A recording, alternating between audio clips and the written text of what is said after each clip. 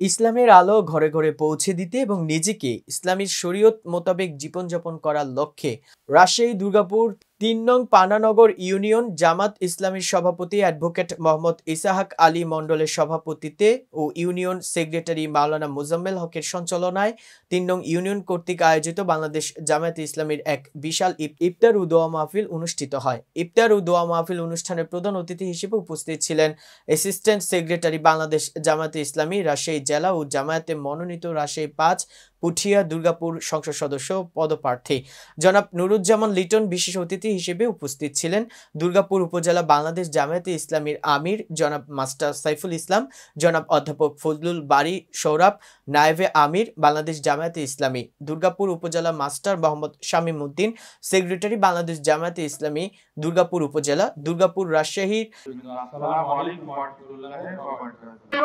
বিভ্রান্ত হবেন না, আগামীতে একমাত্র ইসলামী আন্দোলনের পক্ষে যারা রাখবে সমমনা ইসলামী দলের জোট, দেশপ্রেমিক গণতান্ত্রিক দলের যে জোট হতে যাচ্ছে আগামীতে, এই জোটের পক্ষে থাকতে হবে।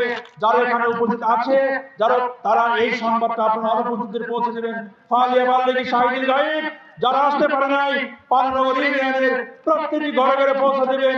আগামীতে যে জাতীয় নির্বাচন আসছে এই নির্বাচনে আল্লাহর আইন প্রতিষ্ঠার জন্য। দর্শক, ভিডিওটি ভালো লেগে থাকলে অবশ্যই লাইক কমেন্ট শেয়ার করে কাজী টিভি নিউজ 24 এর সাথেই থাকুন এবং সবার আগে সকল আপডেট পেতে ভিজিট করুন www.kazitv news24.com।